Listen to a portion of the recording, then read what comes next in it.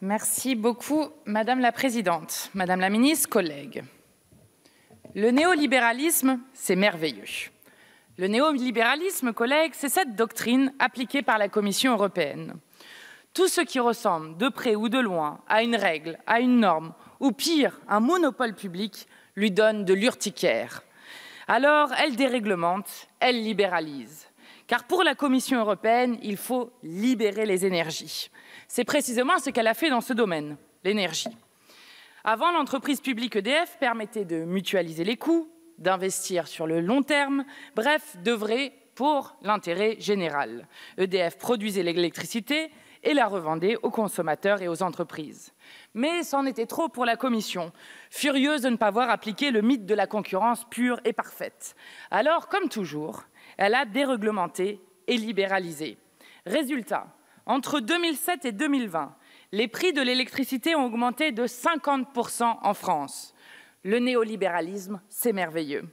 Si merveilleux que l'État a dû intervenir ces derniers mois pour contenir la flambée des prix. Sans intervention de la puissance publique, la hausse de l'électricité serait de 44%.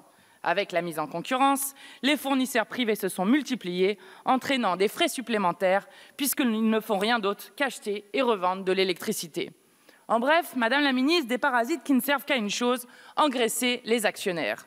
D'ailleurs, Total Energy vient d'annoncer un résultat de 15 milliards d'euros en 2021, en pleine crise énergétique. Le néolibéralisme, c'est donc merveilleux, mais pas pour tout le monde. Ça l'est moins pour les 12 millions de personnes en situation de précarité énergétique qui peinent à payer leurs factures. Ça l'est moins pour les 4,8 millions de familles qui vivent dans des passoires thermiques. Ils sont nombreux à ne pas pouvoir se permettre d'allumer le chauffage, à se couvrir de plaids, de pulls et de manteaux à la maison. L'hiver dernier, déjà plus d'un Français sur deux avait été obligé de réduire son chauffage pour faire baisser sa facture d'énergie. Le médiateur de l'énergie indique que ce chiffre a doublé en 2 ans. Le gouvernement n'en a que faire. Le marché d'abord, voilà la promesse du néolibéralisme. Collègues, c'est pour cela qu'il n'est pas une merveille mais une calamité. Un désastre sur le plan humain, social et environnemental. Le marché détraqué de l'énergie empêche toute politique sérieuse de décarbonation et de bifurcation écologique.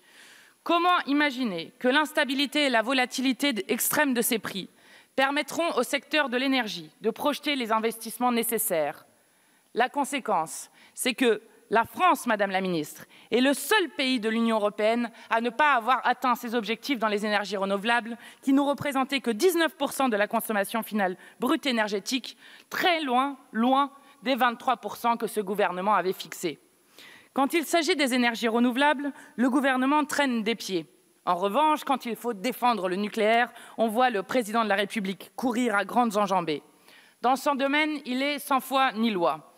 Emmanuel Macron est prêt à magouiller avec les régimes hongrois et polonais pour sauver le soldat nucléaire et l'intégrer avec le gaz dans la taxonomie verte européenne. Emmanuel Macron et Viktor Orban, l'extrême marché et l'extrême droite, main dans la main pour faire triompher les intérêts des lobbies sur l'intérêt général. Ces manœuvres honteuses doivent cesser. Nous devons mettre en place une planification écologique qui parte des besoins des gens et non des besoins des puissances de l'argent.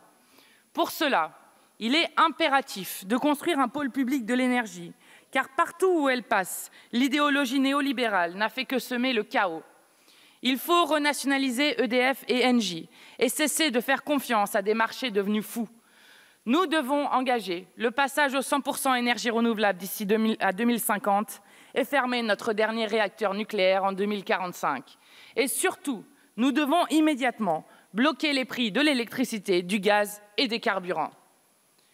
Rappelez-vous, collègues et Madame la Ministre, qu'il a suffi d'une étincelle pour que le peuple se soulève. J'ai entendu dire que certains étaient de retour sur les ronds-points. Madame la Ministre, méfiez-vous toujours du peuple qu'on maltraite.